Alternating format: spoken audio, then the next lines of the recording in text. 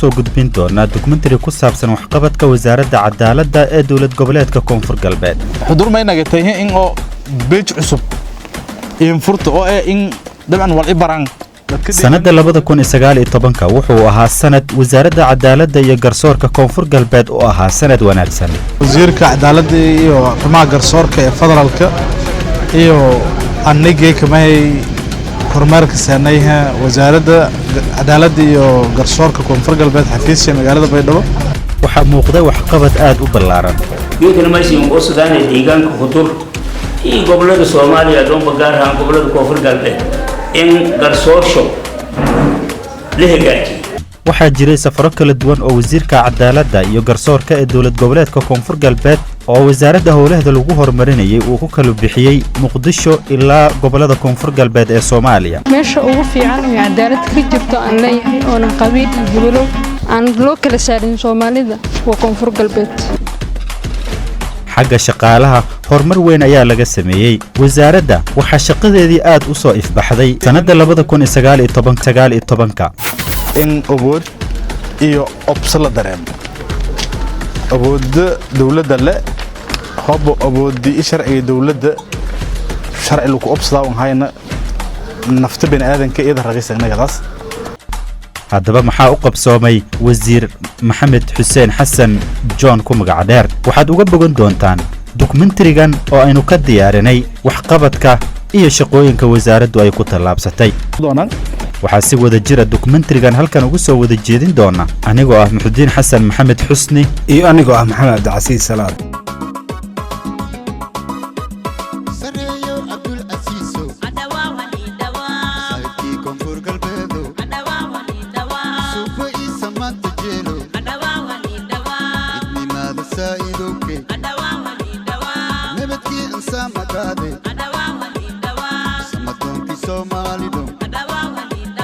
shan iyo 22 Maarso wasiirka wasaaradda cadaaladda dowlad goboleedka Koonfur Galbeed Maxamed Xuseen Xasan John waxa uu magaalada Muqdisho uga qayb galay shir lagaga hadlayay wada tashiga dhismaha xabsiyada laga hirgelinayo maamul goboleedyada dalka. 26 Maarso isla wasiir Maxamed Xuseen John oo wali ku guda jira safarkiisa shaqo ee Muqdisho waxa uu ka qayb galay shir lagaga hadlayay wada tashiga dhibaatooyinka musuqmaasuqa iyo sida loo horumarin karo hufnaanta howlaha dawladda.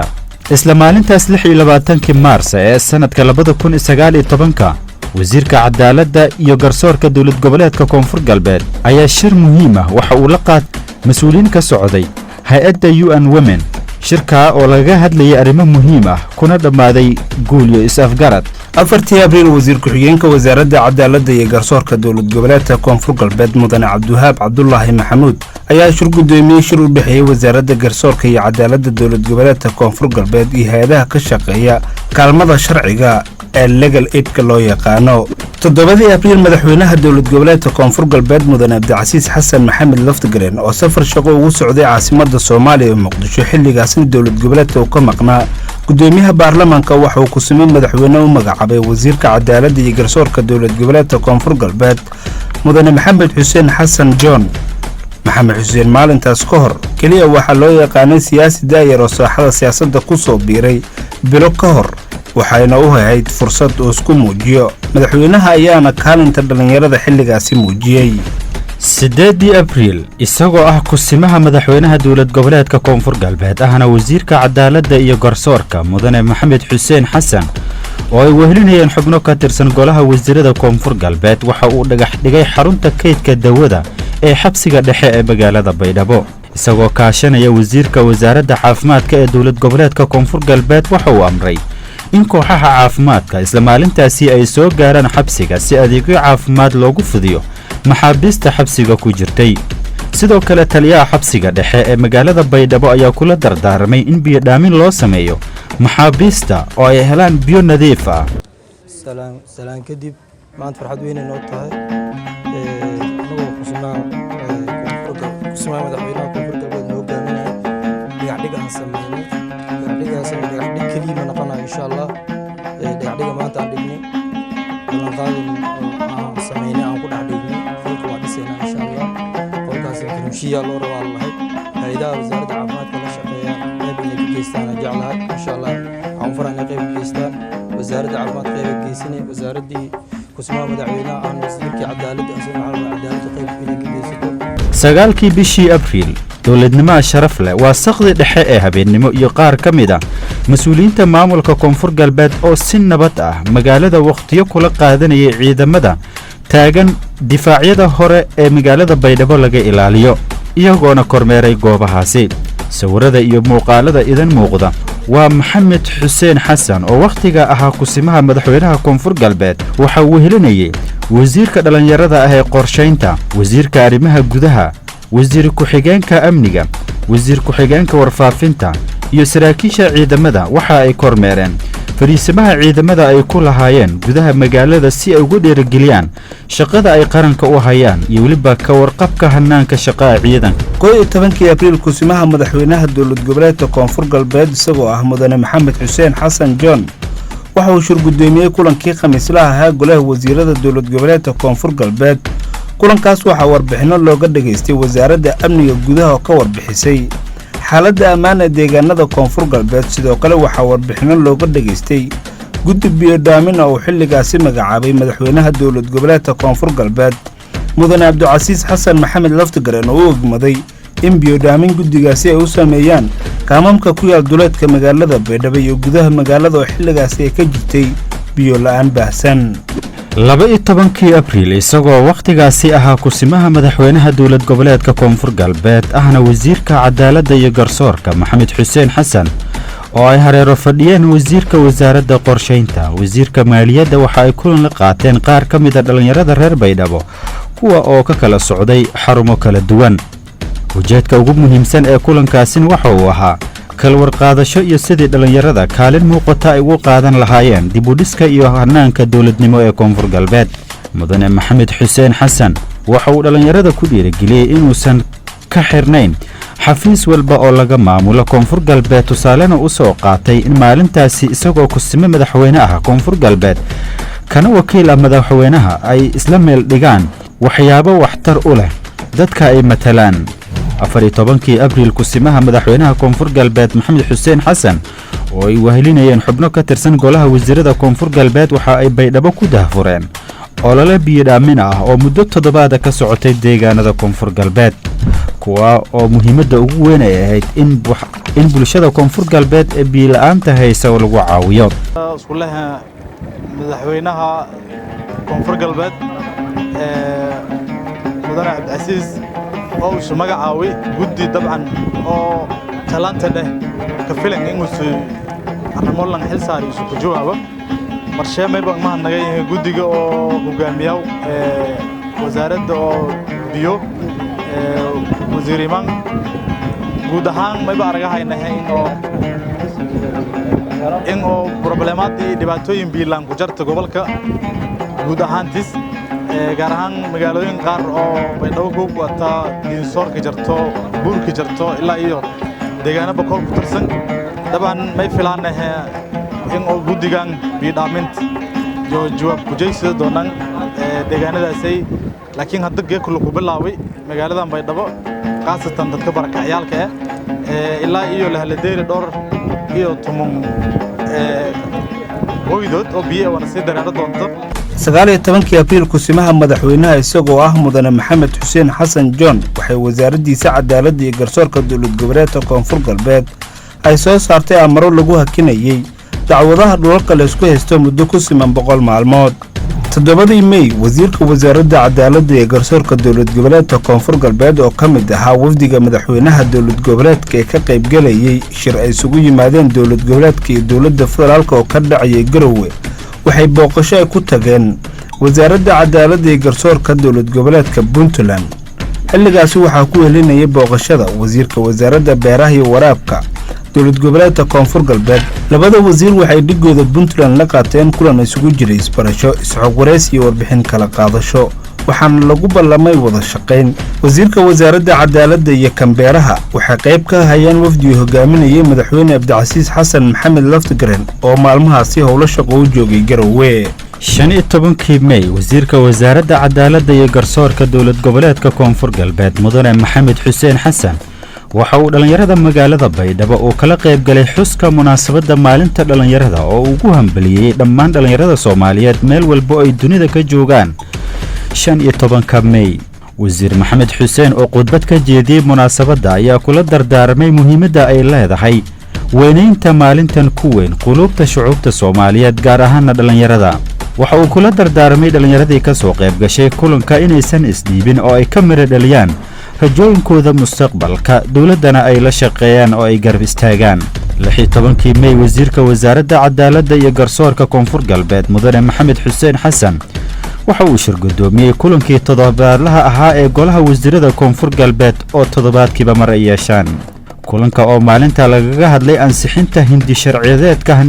hantidhowraha guud ee maamulka Koonfur Galbeed oo golaha wasiiraduna ay cod aqlabiyad leh ku ansixiyeen. 18 May wasaaradda cadaaladda waxa ay soo saartay awaamiir adag oo ay ka soo saartay askar ka tirsan ciidamada dawladda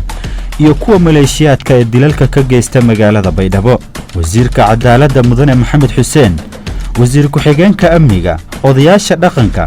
ayaa kulan saacado badan qaatay ugu dambeyn la saxiixay sharci dhigaya in qofkii qof dila la dilo, waxaana sharciga sidoo kale la horgeyn doonaa waa waqtigaas lagu ballamay baarlamaanka Koonfur Galbeed oo ugu dambeyn uu saxiixi doono madaxweynaha dawlad goboleedka Koonfur Galbeed. kulanka markii uu soo dhamaaday waxaa saxaafadda la hadlay qaar ka mid ah wasiiradii saxiixiyaasha ka mid ahaa iyo odayaasha dhaqanka. amni iyo cadaalad oo wada shaqeeyo in la helo amniga cadaaladana meesha ku hayanaha sareynta sharcigana meesha ku haysaha in awood iyo opsala dareemo awoodda dawladda le habo awoodii sharciga dawladda sharci lagu opsada hayna nafta bini aadanka iyada raqiisanagadaas nafta bini aadanka qaalanka wala may go'aansanayeen in oo ilaahay baqaalka weelayeen in oo sharcigii la fuliye oo haylankii landila oo sab bereer ka sendila in maxkamado go'aan ku deeran waana la dila go'aankaasna wala iska qaadaday min wasiir ilaa odayadii dhaqanka oo Koonfur Galbeed saaxiyaal soo kumid hayeen mayna la iska qaaday in oo lankii landilo soo ka sendila la dilo doono langu daba kooy doonay oday dafacad doono midna soo halaana madaxweynaha Koonfur Galbeed ee xukuumadda noo xulay maanta mahadsanid baan ku leenahay wasiirada mabruuq iyo hambalyeey ku teestay. 20 July wasiirka wasaaradda cadaaladda iyo garsoorka dawlad goboleedka Koonfur Galbeed Mudane Maxamed Xuseen Xasan oo ka hadlay kulan dhaxmaray wariyaasha ka howlgala magaalada Baydhabo iyo xubno ka socday golaha wasiirada Koonfur Galbeed waxa uu ku dheeraday muhiimadda saxaafadda ay leedahay. ujeedada ugu muhiimsan ee kulanka habeenka dhacay wuxuu ahaa sidii wariyaasha iyo maamulka Koonfur Galbeed wada shaqeyn ballaaran ay u yeelan lahaayeen. falanqeyn iyo waliba tabashooyin jiray kadib oo kulanka lagu falanqeeyay waxaa lagu ballamay wada shaqeyn xagga dawladda iyo wariyaasha ah. laakiin may ku dadaalanahay dibala dibkii oo wariyay gudub la jeysada una baalsurum wariyaalka madama wasaaradda una baalsurum wasaaradda taasay ya baalsurunto ununa ka dhiirigelino la baalsurumno dafacana xuquuqda wariyaha soo kaleey Koonfur Galbeed guud ahaan gaar ahaan Baydhabo intii la surogna walidhiya may arayhin oo madaxweyne latin wasaaradda latin wasiirada saxaabada latin وليدية إن لك حلية سدان كبع غرسون سدان كدخس بدن انتي أو غير بطلان غير صومالي أرمو هاني كارنا بنانك من أوغانا طبعا هدي غلط يلا صحاو طبعا يلا صحاو مركز بها جسوبة وسوكوية بصحاو وسوكوية كوي 20 جولاي wasiirka wasaaradda cadaaladda iyo garsoorka Koonfur Galbeed waxa uu shirgudoomiyey shir bishiiba mar la qabto ka oo isugu yimaadeen hay'adaha bixiya kaalmada sharciga iyo wasaaradda. wasiir Maxamed Xuseen kadib kulanka oo hadlay waxa uu sheegay in waxyaabaha ugu muhiimsan ee kulanka lagu gorfeeyay ay tahay baahiyaha iyo caqabadaha haysta hay'adaha iyo waliba wasaaradda taasna ay tahay sidii dhanka u kaalmaynta sharciga bulshada loo gaari lahaa. si la mid ah shirka isla maalinta waxaa martigeliyey master Adams iyo weliba master Smith oo u dhashay dalka Ingiriiska kuwa oo ka socday hay'adda Governance and Justice Group oo ka shaqeysa xog ururinta arrimaha garsoorka iyo kaalmaynta hay'adaha sharciga. bismillaahi rahmaani rahiim. يكمل وزارة عدالة السوق كونفور قلبت حفيزية قضايا شركي وبالله هاي والله كتلقى لي إن لنقبض هيدو بيان كالمدى الشرعية مرال نقرأه مع legal aid نقرأه كلكم بالله هاي وليش يبغى لقبض جري مع بالكستل قضايا ولا الاسكوار صدام تقرأ ما هاي أنا طبعا باهظة وهيدو قبان iyo sidii uu kaalmay fani qabadayo hay sidaan sidoo kulama iyo walayo biyaya naftiyo iyo cadeeno eraan waxaan biyana deegida aan ka talagalnay dadka oo dhibanayaasha iyo laga kaalmayo kala warbixin qaadasho iyo weliba isxoguraysi dheer kadib kulanka ayaa guul ku soo dhamaaday. 27 Juulaay wasiirka wasaaradda cadaaladda iyo garsoorka koonfur galbeed mudane Maxamed Xuseen Xasan ayaa qaar ka mid ah saraakiisha iyo askarta ciidamada booliiska ee Baydhabo u furay tababar ku saabsan ka hortagga iyo difaacidda tacadiyada loo geysto carruurta. tababarkan oo Baydhabo ka socday muddo ku siman 2 maalmood waxa ay saraakiisha ku barteen qaabka loola dhaqmo goobaha lagu xiro carruurta, sidii loo wacyigelin lahaa iyo hannaanka loo maxkamadeeyo carruurta da'dooda ay ka hooseyso 15 jirka. wasiirka wasaaradda cadaaladda iyo garsoorka koonfur galbeed Maxamed Xuseen Xasan oo munaasabadda ka hadlay ayaa sheegay in carruurta ay yihiin ubaxii dalka, muhiimna ay tahay in la dhiso aqoontooda, garaadkooda, sidoo kalena mararka qaar ay qaladaad ay ka dhici karayaan balse aan loola dhaqmin sida dadka waaweyn oo kale. marka booliistan iyana kaalmo kulata in barbaarinta ciyaalka iyo tarbiyaynta iyo qaadata markan anaga hoob dambe gala reintegration wala soo biya wala xareeye wal hiroogas laakiin hiroodeersan kan dadka weyn ee qaab kale oo penalty banishment sumaraw male ilaa iyo lankaasay isku korin oo lagu bara wala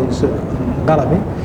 daawadayaal iyo dhegeystayaal weli waxaad la socotaan barnaamijka waxqabadka wasaaradda cadaaladda iyo garsoorka dowlad goboleedka koonfur galbeed sanadka 2019 ee sii dhammaanaya. 26 Agost kulan looga arrinsanayay dardargelinta cadaaladda oo Baydhabo ka dhacay waxaa ka soo qayb galay laamaha amniga, garsoorka iyo saraakiil ka socotay wasaaradda cadaaladda iyo garsoorka dowlad goboleedka koonfur galbeed.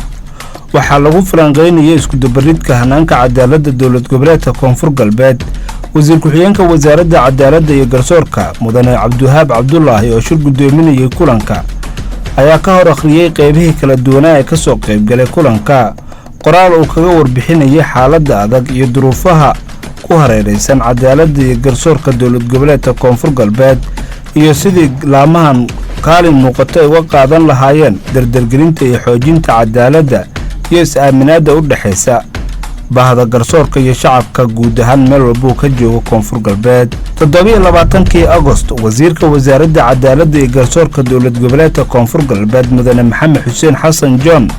waxa uu Baydhabo ku soo dhaweeyay wasiirka wasaaradda cadaaladda iyo garsoorka dowladda federaalka Soomaaliya. ujeedka ugu muhiimsan ee wasiirka iyo wafdigiisa u soo gaareen Baydhabo waxay ahayd kulamo ay la qaadanayaan madaxda maamulka koonfur galbeed, laamaha garsoorka, hoggaanka wasaaradda iyo sidii indheendheen ay ugu sameyn lahaayeen xilligaasi dhul bannaan oo loogu talagalay in laga dhiso xabsiga ugu weyn dowlad goboleedka koonfur galbeed oo dhismihiisa la filayo inuu dhowaan ka bilowdo magaalada Baydhabo. wasiir Maxamed Xuseen Xasan ayaa soo dhaweyn kadib u mahadceliyay wasiirka wasaaradda cadaaladda dowladda federaalka ee xilligaasi soo gaaray magaalada Baydhabo una socday howlo qaran iyo ballaarinta daadejinta shaqada ay wasaaradda bulshada u hayso. 28 Agost wasiirka wasaaradda cadaaladda iyo garsoorka ee dowladda federaalka Soomaaliya oo uu helinayay dhigiisa koonfur galbeed waxa ay si wada jir ah u booqdeen xarumo dhowr oo ku yaala magaalada Baydhabo. booqashadaas oo ay ahayd mid wasiirka wasaaradda cadaaladda iyo garsoorka ee dowladda federaalka Soomaaliya ugu kuurgalayay xaaladaha shaqo ee wasaaradda cadaaladda koonfur galbeed baahiya ay qabaan iyo weliba horumarka ay ka sameeyeen shaqooyinka baaxadda leh ee sanadkan la qabtay ayay qayb ka ahaayeen wasiirka ayaa kormiirkiisa ku bilaabay xarunta guud ee wasaaradda garsoorka iyo cadaaladda koonfur galbeed goobtan oo uu kula kulmay howlwadaanada wasaaradda uu ka waraystay howlahooda shaqo waxaana uu mid mid u booqday xafiisyada qaybaha ee wasaaradda ku dhex yiilay wasiirka oo socdaalkiisa shaqo sii wata ayaa sidoo kale kormeeray xafiisyada garsoorka koonfur galbeed ee soomaaliya isagoona kulamo gaargaara la qaadanayay garsoorayaasha maxkamadda iyo weliba guddiga adeega garsoorka koonfur galbeed si lamada waxa uu booqday xabsiga dhexe ee magaalada baydhabo goobtan oo warbixino uu kaga dhageystay saraakiisha xabsiga gacanta ku haysa الرحمن الرحيم wasiirka taliyaha iyo dhammaan marti sharafta kale ila socotay kormeerkan aad iyo aad aan salaamayaa sidii wasiirka sheegay waxaan ku joognay baydhabo inaan fiirino aragno la tashano bahda garsoorka oo ay ugu horeyso wasaaradda cadaaladda dowlad goboleedka koonfur galbeed maxkamadaha xeer ilaalinta iyo asluubtaba waxaan samaynay kulamo dheerdheer aan ka hadlayno baahida meesha jirto caqabooyinka meesha yaallo iyo horumarka aan rabno inaan gaarno waxaan ilaahay ku mahadinayaa in ay jirto meeshan wada shaqayn aad iyo aad u wanaagsan wasaaradda cadaaladda federaalka iyo wasaaradda cadaaladda dowlad goboleedka iyo bahda cadaaladda koonfur galbeed 29 Agosto wasiirka wasaaradda cadaaladda iyo garsoorka ee dowlad goboleedka koonfur galbeed mudane maxamed xuseen xasan oo uu wehelinayay gudoomiyaha maxkamadda sare ee koonfur galbeed waxa uu baydhabo ku dahfuray imtixaanka qaybaha garsoorka ee koonfur galbeed oo ay u fariisteen 48 ruux oo isugu jiray garsooryaal xeer ilaaliyaal iyo libakaalayaal sare wasaaradda garsoorka ayaa muddooyinkii u dambeeyey waxa ay ku howlaneyd hagaajinta adeega garsoorka ee koonfur galbeed iyadoo hakisay dhammaan dacwadihii dhulka ee la isugu haystay ilaa laga helo garsoor ku filan wax ka qabashada dhibaatooyinka soo noqnoqday wasiir maxamed xuseen ayaa u rajeeyay garsoorayaashii maalintaasi imtixaanka u fadhiistay nasiib wacan iyo inay dalkooda ugu adeegaan si daacadnimo ah wasaaraddana waxa uu sheegay inay ka go'an tahay in xuquuqdooda ay meel sare saari doonto si ay uga fogaadaan musuqmaasuq kuwii iyaga ka horreeyey lagu eedaynayey 29 Agosto agaasimaha guud ee wasaaradda cadaaladda iyo garsoorka dowlad goboleedka koonfur galbeed mudane maxamed daaq nuur cabdi waxa uu baydhabo ka furay kulan isugu yimaadeen agaasimayaasha wasaaradaha dowlad goboleedka koonfur galbeed kaasoo looga hadlayay iswaafajinta sharciyada ay ku shaqeeyaan wasaaradaha maamulka koonfur galbeed iyo dastuurka dowlad goboleedka koonfur galbeed agaasime maxamed daaq nuur cabdi ayaa xilligaasi sheegay in muhiim ay tahay sidii wasaaradaha uga wada shaqayn lahaayeen sharciyada ay horgeynayaan baarlamaanka u ahaado mid ay isla og yihiin si hadafka guud ee wasaaradaha mid u ahaado sharciyada wasaaradaha uusan noqon mid khilaafaya dastuurka guud ee maamulka iyo kan shaqadoodaba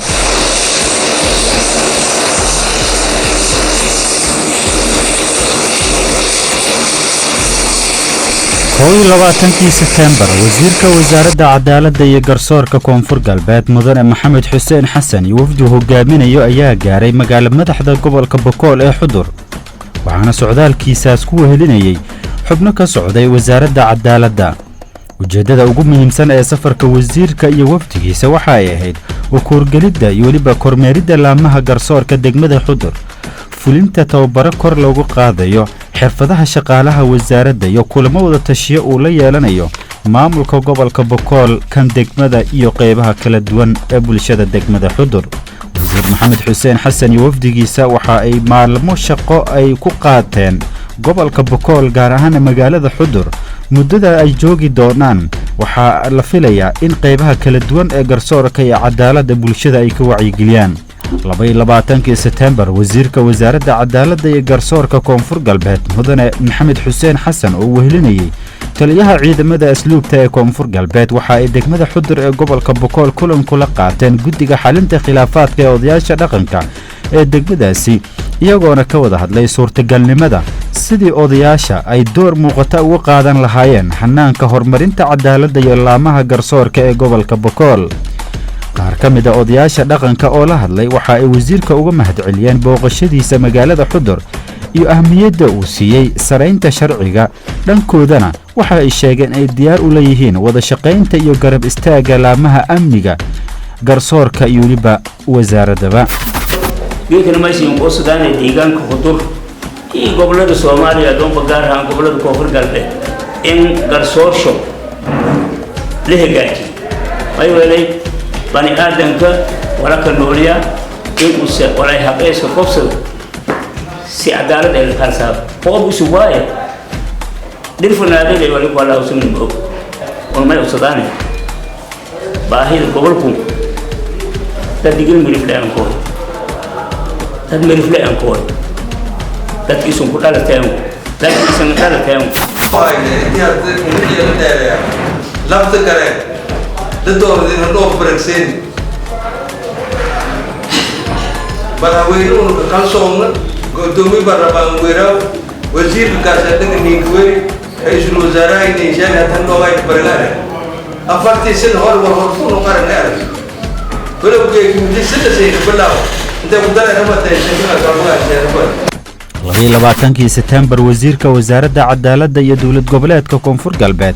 mudane maxamed xuseen xasan waxa uu kulan la qaatay maamulka degmada xudur kan gobolka bokool waxayna ka wada hadleen qorshaha dhismaha xarunta maxkamadda iyo xabsiga dhexe ee degmada xudur wasiir maxamed xuseen ayaa sidoo kale maamulka gobolka bokool iyo kan degmada xudur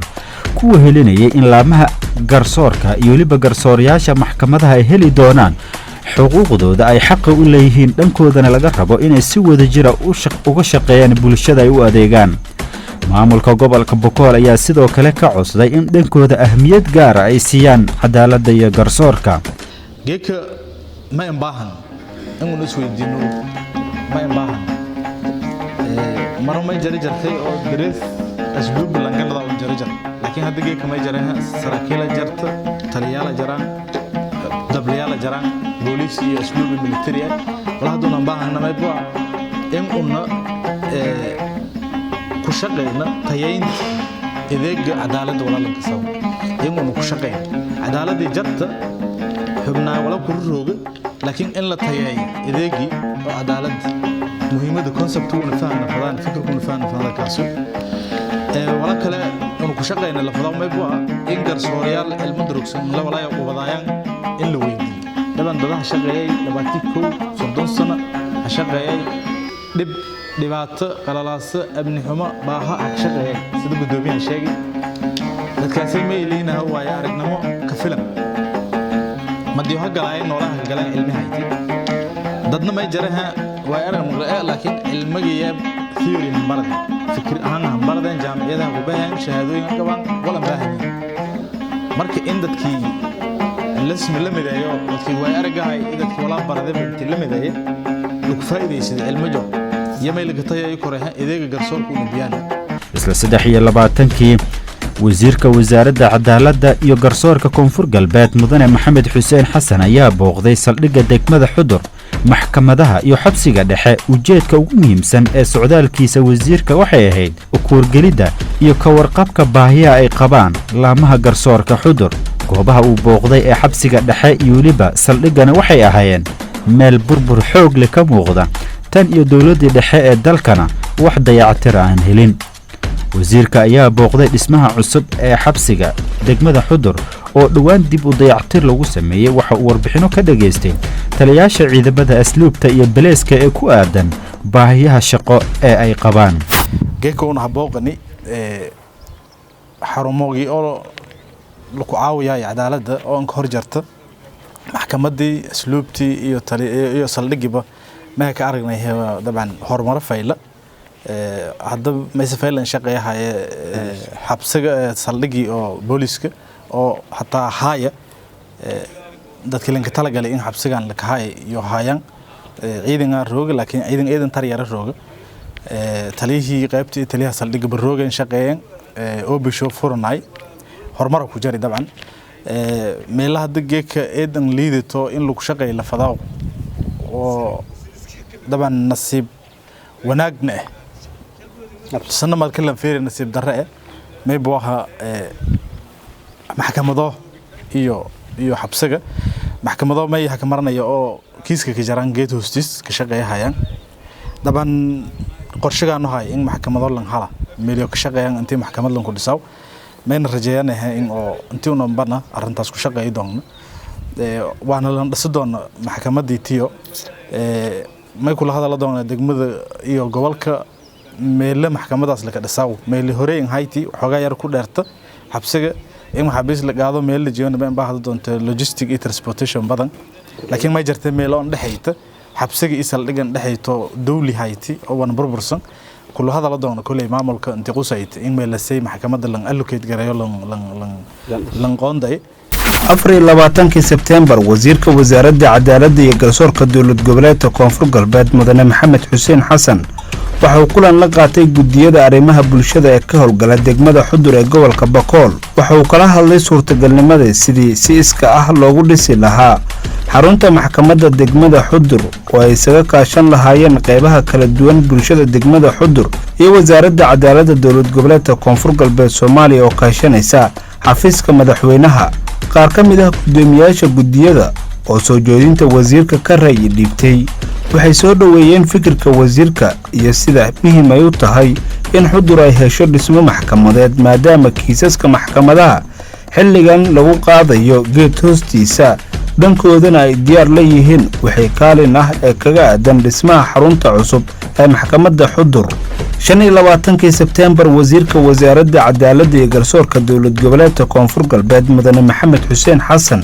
iyo gudoomiyaha degmada Xudur ee gobolka Bakool Maxamed Macalin Axmed waxay si wadajir ah u dhagax dhigeen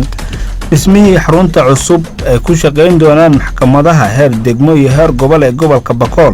taasoo maalmo ka hor kulamo uu la qaatay bulshada uu ka talageliyay soona jeediyay in si iska ah lagu dhiso xarunta maxkamadda degmada Xudur degmada Xudur oo aan yeelan ku dhawaad muddo ku siman 30 sanadood xarun maxkamadeed oo dacwadaha lagu qaado markii ugu horeysay waxay dhawaan heli doonaan laamaha garsoorka xarumo ay ku shaqeeyaan hore waxay xukunada ugu qaadi jireen geed hoostiisa iyadoo sidoo kale aysan heli jirin waxyaabaha asaasiga oo ah shaqada maxkamadaha wasiir Maxamed Xuseen Xasan oo ka duulaya ballanqaad wanaagsan oo ka haysto xafiiska madaxweynaha dowlad goboleedka Koonfur Galbeed oo kala shaqeynaya hirgelinta dhismaha ay ku shaqeyn doonaan maxkamadaha Xudur ay iska kaashan doonaan maamulka Koonfur Galbeed iyo shacabka degmada Xudur waxa uu ku bogaadiyay hawsha adag ay dhaxda u xirteen wasiir Maxamed Xuseen ayaa ugu dambeyn u mahadceliyay xilligaasi madaxweynaha dowlad goboleedka Koonfur Galbeed Mudane Cabdicasiis Xasan Maxamed Laftagreen dhiirigelintiisa iyo ballanqaadkiisa ku aadan inuu noqon doono qofka ugu horeeya ee gacan ka geysta dhismaha xarunta cusub ee maxkamadaha degmada Xudur ee gobolka Bakool iyo gobolka Bakool dhan meel fadhada fadeen rafcaankii walaanan tala galnayna may booha in oo maxkamadun dhagax dhigshe ku qayb galaan dadkii maamulku ku hayay degmadan iyo gobolka iyo dowlad goboleedka Koonfur Galbeed oo matalaana maxkamadda may ka dhagax dhignay awaamirta xukuumadii madaxweynaha oo dowlad goboleedka Koonfur Galbeed Mudane Cabdicasiis oo sheegay in usuunu qayb kula bahdoona qaraankii la ka dhisafadi isilqaankii la ka dhisafadi usuunu qayb kula bahdoona anoo ka wasiirka cadaaladda may ballan qaaday in aan qaybtay dhibado doona wasaaradda cadaaladda shaqaalajana bal ku qaado doona in iyo qayb ku qaadan wali rooga gobolka Bakool iyo wali bay rooga iyo wali rooga shabeellaha hoose ku qayb qaado doonaan saddex gudoomiyaha degmada gobolka Bahore in ballan qaadan iyo qayb ku qaado doonaan maysiin ku codsadaan in soo bidaan gudi 26 September wasiirka wasaaradda cadaaladda iyo garsoorka Koonfur Galbeed Mudane Maxamed Xuseen Xasan waxa uu kulan isugu jiray isbarasho iyo isxogoreysi la qaatay dhalinyarada degmada Xudur ee gobolka Bakool ujeedka ugu muhiimsanaa ee kulankaasi waxa uu ahaa isbarasho oo wasiirka la qaatay dhalinyarada Xudur waxaana ay tahay dhiirigelin iyo kala warqaadasho guud oo ku aadan marxaladaha iyo baahiyaha ay qabaan dhalinyarada degmada Xudur isxog waraysi iyo kala warbixin qaadasho kadib wasiirka ayaa la shaahay dhalinyarada oo ay kala qaateen warbixino isagoo uga mahadceliyey soo dhoweynta diiran ay u sameeyeen markii isaga iyo wafdigiisa ay soo gaareen degmada Xudur. cadaalad markii la dhameesho ugu roon waa koonfur galbeed Soomaaliya. inta ina adeer iyo hebelo iyo jiro cadaalad ma imaanayso. cadaaladdu waxay ku imaan kartaa dhalinyarada markay iskaashadaan oo ay qof aqoon leh fahansan wixii ay helaan aqoon ay heli karaan cadaalad. laakiin haddii oday waayeel ah oo qabiil ku qufulan yahay la keenay cadaalad ma jirayso. cadaalad waxay imaanaysaa markii dad aqoon leh iskaashadaan waxyaabo badan arkay og meelo badan soo kala maray ay xil Soomaaliya ka qabtaan oo dhalinyaro ay yihiin. meesha ugu fiican oo cadaalad ka jirto aan leeyahay oo qabiil iyo hebelo aan loo kala saarin Soomaalida waa koonfur galbeed. wali ku hadalay cadaalad daro horta micnaasha wali waxa xuquuqul insaanka oo la dhowri waayo. mid kale wali ku hadalay hadda wali miisaal ha ku qaaday deegaanka ka hadda ka sugna cadaalad daro ku jirto wali waxa dad oo wali aragaas oo jaamacad dhamay dad oo meel raa'is batay ABCD ha qorday oo shaqadii aawkay qabiil la iskasiyo taasa jirta waayo dhibaatada sheegsheena korto wali waxa arday hadu wal baradahay iskuulad dhigadaayaan ardaydaasaytii wali oo fiiriyayana dadka oo jaamacad ha dhamaayeen oo fadhiyaan dadkii kala shaqada si ay aragay way saraayana waayo dadka oo jaamacad ha dhamaayo fadhiyana sababtoo walka baradaana may walan baraniyeen wali ku yaaba intaas isku dhaadhacaysiiyaan yar ku yaabo. sidoo kale wasiir maxamed xuseen waxa uu ku ammaanay dhalinyarada degmada Xudur inay yihiin kuwa ku guuleystay oo midaysan una dhabar adeegay marxalado kala duwan oo ay soo martay degmada Xudur.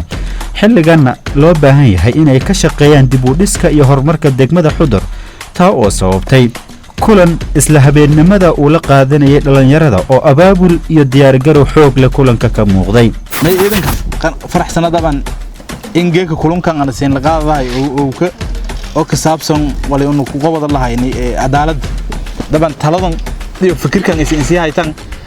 may ayina aan 10 cusub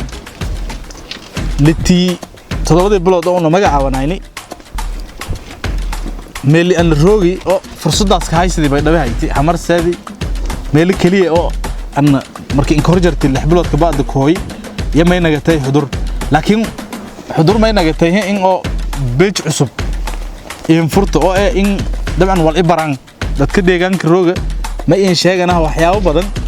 oo aan markii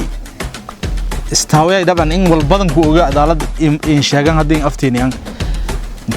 kulunkun meel aan saldhigay hay oo bay dhabahay timadana saada kan amal ku wada doon mayna itusteena daban in bulshada ra'yiga markii safayla dhigansada waxyaabo badan hakii kor raacay. sheekh cali macalin maxamed oo ah aabada ah isaga iyo qoyskiisana ku noolaa tuulooyin hoos yimaada degmada Xudur ee xarunta gobolka Boqol waxa uu tuulada uu ku noolaa ay ku haysteen waqtigii hore ganacsi iyo xoolo ay dhaqanayeen laakiin xaalka waxa uu isbedelay markii al-shabaab ay ka dhaceen xoolihiisii iyo ganacsigii yaraa ee uu lahaa sida uu noo sheegay waqti aynu booqsho ku joognay degmada Xudur ee xarunta gobolka Boqol. isaga iyo qoyskiisa hadda waxa ay ku nool yihiin degmada Xudur ee xarunta gobolka Boqol waa imaam masaajid waxa uu dadka ku dhiirigeliyaa in al-shabaab ay la dagaalamaan si fikirkooda aysan ugu maran habaabin dhalinyarada Soomaaliyeed. wasiirka wasaaradda cadaaladda iyo garsoorka koonfur galbeed maxamed xuseen xasan ayaa sheekh cali macalin maxamed oo ah qofka dhibaatadan soo gaartay ayaa wasiirka waxa uu ku booqday hoygiisa isaga iyo ilmihiisa waxaana uu waqtiga u geeyay deeq lacag ah oo uu ku dhiirigelinayay waxaana wasiirka uu sheegay in sheekh cali macalin maxamed uu sii wado in uu dhalinyarada u sheego dhibaatada shabaabku ay dadka ay ku hayaan waxaana uu sheegay in ka maamul ahaan ay uga warqabi doonaan marxaladda noloshiisa. 3 Oktoobar wasiirka wasaaradda cadaaladda iyo garsoorka dawlad goboleedka koonfur galbeed maxamed xuseen xasan waxa uu magacaabay guddiga madaxa bannaan ee dhisidda xarunta maxkamadaha heer degmo iyo heer gobol ee laga dhisi doono magaalada xudur ee gobolka bokool oo ay iska kaashanayaan dhisitaankeeda dadka deegaanka iyo dowlad goboleedka koonfur galbeed gaar ahaana wasaaradiisa 26 Oktoobar wasiirka wasaaradda cadaaladda iyo garsoorka dowlad goboleedka koonfur galbeed waxa uu baydhabo ka furay barnaamij wacyigelin arrimaha sharciga oo iska kaashanayaan qabsoomadiisa wasaaradda cadaaladda dowlad goboleedka koonfur galbeed iyo ururada qareennada sidoo kale inta uu socday barnaamijkan waxaa ka qaybgelayay odayaasha dhaqanka culimaadudiinka iyo hooyooyinka xaafadaha baydhabo ay ka kooban tahay 10 November wasiirka wasaaradda cadaaladda iyo garsoorka dowlad goboleedka koonfur galbeed mudane maxamed xuseen xasan oo howlo shaqo u joogay degmada waajid ee gobolka bakool waxa uu kormeeray oo ku guuleystay in xaruntii maxkamadda degmada waajid oo muddo ku siman 3 sannadood ay fariisan ku meel gaar u ahayd ciidanka nisa oo ka howlgalaya degmadaas uu dib u howlgaliyo wasiir maxamed xuseen xasan ayaa xilligaasi sheegay inay suurto gashay inay la soo wareegto wasaaradda cadaaladda dowlad goboleedka koonfur galbeed in maxkamadda degmada waajid oo muddo lagu shaqeyn lagu wareejiyo gudoomiyaha maxkamadda degmada waajid wasaaraduna waxay uga mahadcelisay dhammaan wasiiradii ka qayb qaatay dib u soo celinta xaruntii maxkamadda degmada waajid si loogu shaqeeyo bulshada si gaar ahna wasiirka amniga dowlad goboleedka koonfur galbeed iyo madaxdii kale ee ka qayb qaadatay ayuu wasaaradda cadaaladda uga mahadcelisay dib u soo celinta maxkamaddii degmada waajid ay wasaaradda muddo ku shaqeyn fariisinna u ahayd ciidamada nisa tankaal muddo dhowr sano amayba xaruntii nabad maxkamaddii degmada waajid ka shaqeey jirtay hay'adda nabad sugidda deganayti maybana taban weelana geekantii oo ay maray maxkamaddii ka wareejino hay'adda nabad sugidda mayba wareejayna maxkamaddii horta buu ka jarnay sidii aan shaqeeyto oo la shaqeeyna haddii la insha Allah mayba waxa jam wareejayna waliba geekan kuma hadnagay rasuulku ibn alayhi salatu wasalaam liman la yashkuru nas la yashkuru Allah qofkeen kan shukriin bani aadam kan nimcada hanjiri maka shukri ilaahina waliba aan ka shukriyay kama hadnagay xafiiski oo ciidamada nisaasi ku meel daar haweenka anku degnaayeen in li wareeji hatana in ani gudoomiye degmada leeyna isku wareejinay yaani xaflad qiimo badan oo dad sarsareeya waxay ku qayb galan hatana dad sharaf badan ee kala wareejiya eedeedan kama hadnaga taas naftirshe mahadnaq muhiim ah eedeedan kama hadnaga wasiirka garsoorka iyo cadaaladda sababtoo ah antiisu kooy bahda garsoorkeena walxayaabo muhiim badan yahay 21 November wasiirka wasaaradda cadaaladda iyo garsoorka koonfur galbeed mudane maxamed xuseen xasan iyo xubno ka tirsan golaha wasiirada oo gaaray degmada diinsoor ee gobolka baay waxa ay kormeereen xabsiga dhexe ee degmada diinsoor iyo qaybaha kale ee magaalada ujeedka ugu muhiimsan ee socdaalka wasiiradan ay ku tageen xabsiga dhexe ee degmada diinsoor waxay ahayd u kuurgelidda xaaladaha maxaabiista halka ku xiran iyo baahiyaha adeega ee bulshadu ay qabaan wasiirka cadaaladda ayaa mid u wareystay xaaladda maxaabiista halka ku xirnayd isagoona sidoo kale xabsiga ka sii daayay 3 ka mid ah maxaabiistii halka ku xirnayd oo u xirna arrimo siyaasadeed wasiirka waxa uu u ballan qaaday maamulka degmada diinsoor inay kala shaqayn doonaan horumarinta hanaanka cadaaladda iyo garsoorka degmada sida midka baydhabo oo horumar ballaaran laga sameeyay oo kale markuu meel ku dhawaanay banbanay xabsigii weyn ee degmada diinsoor ilaa iyo todobxubnaada ka hirinayeen meel afar qofka eedaysanayti shabaabnimo iyo in xiriir la hayeen qolada banaanka jarta shabaab qofka eedaysanay inuu samide dadka dhaway qof cusub madaxdiisa ay tahay sarkaal taliyan hay isu toori ka dhaway qof kale oo isuna ka eedaysanay in maamulkii hore usuma caraday saas la kiri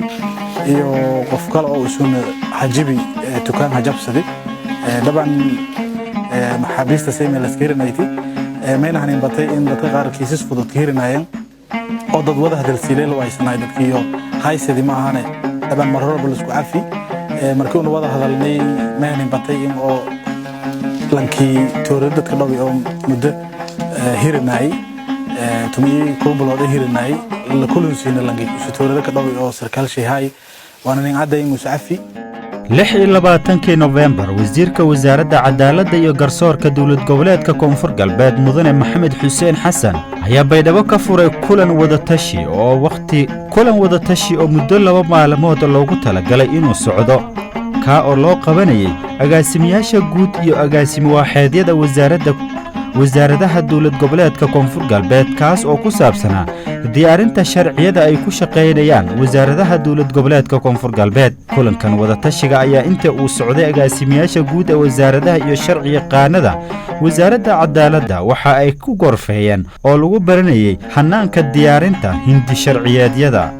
29 Novembar ee sanadkan kulan dhaqaale loogu ururinayay dhismaha xarunta maxkamadaha ee gobolka Bokool ayaa lagu qabtay degmada Xudur ee gobolka Bokool waxaa ka soo qayb galay xubno ka socday maamulka gobolka kan degmada Xudur ururada bulshada ganacsatada dhalinyarada haweenka isboortiska iyo marti sharaf oo ay ka mid yihiin agaasimayaasha wasaaradaha howlaha guud iyo caafimaadka koonfur galbeed guud ahaan waxaan halkan ku ekaynaynaa dokumentarigii aynu ka diyaarinay waxqabadka wasiirka wasaaradda cadaaladda dowlad goboleedka koonfur galbeed mudane maxamed xuseen xasan iyo howlwadeennada wasaaradda waxaa idinkaga muuqday waxqabad ballaaran iyo weliba dadaallo weyn oo wasaaradda ay samaysay waxaa kaloo meesha ka muuqanaya wasiirka dhalinyarada ee wasaaraddaasi inta uu hayay in uu ka sameeyey isbeddel iyo waxqabad ballaaran qaybaha garsoorka horumarintooda waxa ay aad ugu socdaan gobolka Bokool iyo gobolka Baay waxaana socda ifafaallo iyo dadaallo kale oo hadda loogu sii gudbayo gobolka Shabeellaha Hoose ee koonfur galbeed oo qorshayaashiisu wasaaraddu ay u diyaarsan yihiin waxyaabaha ugu muhiimsan wasaaradda cadaaladda iyo garsoorka dowlad goboleedka koonfur galbeed ay ku faanayso ugana mahadcelinayso madaxweynaha dowlad goboleedka koonfur galbeed mudane cabdicasiis xasan maxamed laftagreen waxay noqonayaan oo ka mid ah in markii ugu horeysay garsoorayaasha iyo sidoo kale xiriirayaasha dowlad goboleedka koonfur galbeed markii ugu horeysay ay mushaar qaataan dowlad goboleedkan ugu ballan qaaday in si joogto ah xuquuqaadka asaasiga ay u leeyihiin ay u heli doonaan si loo helo garsoor ka madax bannaan musuqmaasuq iyo isdawmarin wasaaradda cadaaladda iyo garsoorka dowlad goboleedka koonfur galbeed sanadkan sii dhammaanaya 2019 waxay guud ahaan wasaaradaha dowlad goboleedka koonfur galbeed oo ay wada shaqaynta kala dhexaysay iyo maamulka uga mahadcelinaysaa sida hagar la'aaneed ay uga garabsiiyeen qabsoomidda howlaheeda shaqo barnaamijkan inta uu socday waxaa si wada jir ah hawada idinkaga soo daadihinayay anigoo ah maxamed cabdicasiis salaad iyo muxudiin xasan maxamed xusni idinna waad ku mahadsantihiin la socodka iyo daawashada muuqaalkan intaynu ku kulmi doonno barnaamijkan la mid ah oo aan kaga hadlayno waxqabadka wasaaradda cadaaladda iyo sanadka soo socda hadduu eeba idmo waxaan idinkaga tegaynaa sidaas iyo nabadgelyo